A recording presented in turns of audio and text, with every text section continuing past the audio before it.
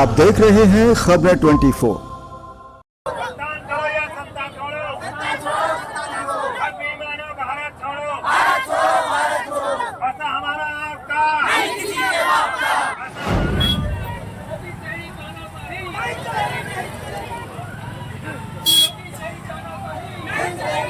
कोई को ताला लग जाए तो बहुत बड़ा पुतले जलाने के कार्यक्रम हो जाते हैं।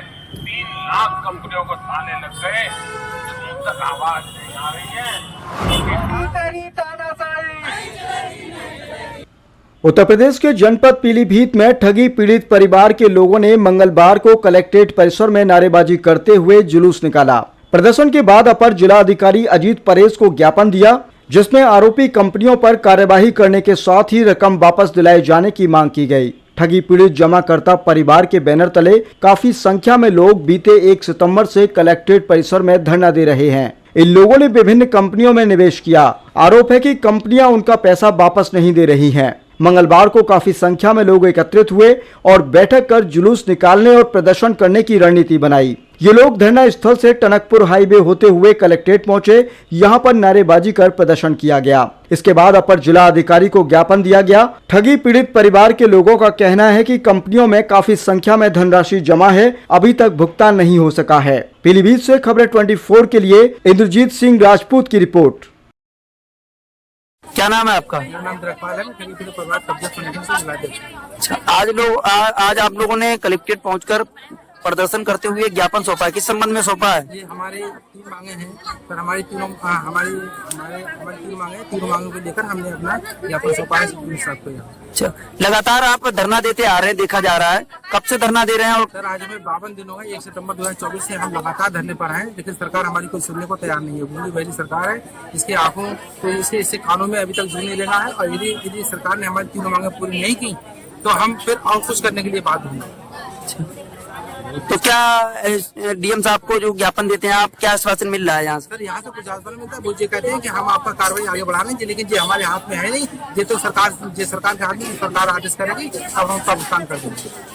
तो भुगतान हो जाएगा आपको लगता है? लगता तो है भुगतान हो जाएगा। हम लोग बगैर भुगतान लिए यहाँ हटेंगे भी नहीं। और जब तक हमारी मांगे पूरी नहीं, जब तक हमारा भुगतान नहीं है, तब तक हम इस कचहरी परिसर में छोड़ेंगे नहीं सर इसको। धरना देते रहेंगे? ये धरना पे लगातार 52 दिन हो गए 52 दिन हो गए, चाहे 2 महीने, चाहे 4 महीने, 6 महीने, 8 महीने हो जाए, हम सर यहाँ हटने वाले नहीं है जब तक हमारा भुगतान नहीं हो जाता।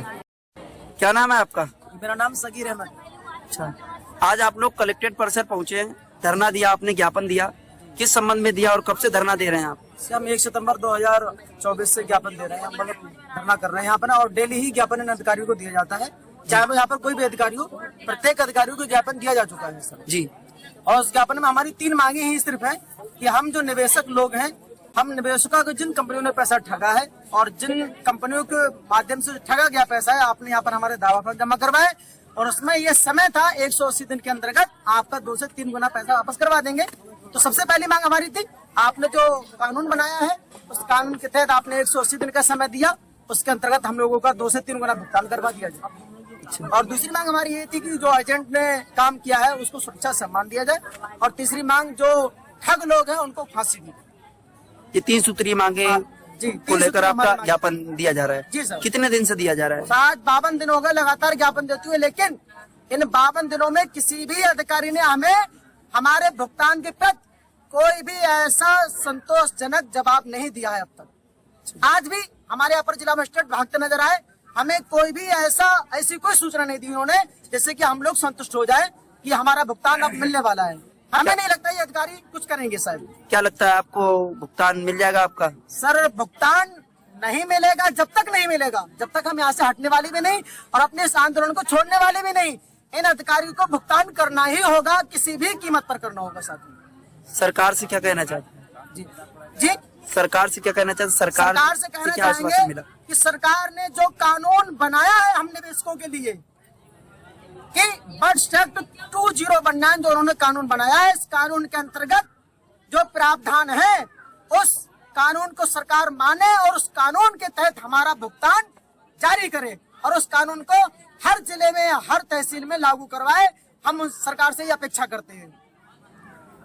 या भुगतान नहीं हुआ तो इसी तरह धरना चलता रहेगा? बिल्कुल सर, भुगतान नहीं हुआ, भुगतान नहीं किया तो इसी तरह से हम धरना करते रहेंगे और जो चेतावनी इन्हें दी है कि आज आपने पुतला दहन रुकवा दिया, कोई बात नहीं, लेकिन 28 तारीख को पुतला दहन अवश्य ही करेंगे, चाहे सरकार सत्ताधारी लोग हो या विपक्ष वाले हो, कोई भी हो। हमारी किसी ने भी नहीं सुनी, और कोई सुनता साथियों तो मैं मानता हूँ सरकार में सत्ताधारी लोग नहीं सुनते, विपक्ष वालों को संसद में आवाज उठानी चाहिए, लेकिन उन्होंने भी आवाज नहीं उठाई।